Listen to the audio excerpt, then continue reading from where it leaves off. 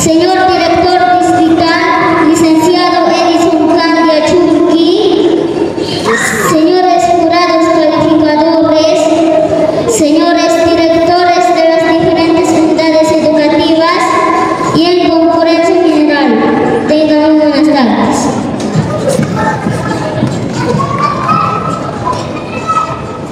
Mi nombre es Yamil Kentachura, yo soy de la unidad educativa Gualberto Villaruel del curso primero de primaria.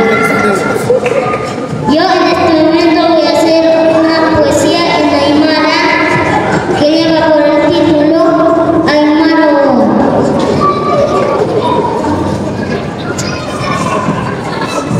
Aymaro atuan, aymara hakeno patuan, koyasuyu, markana hakasidituan.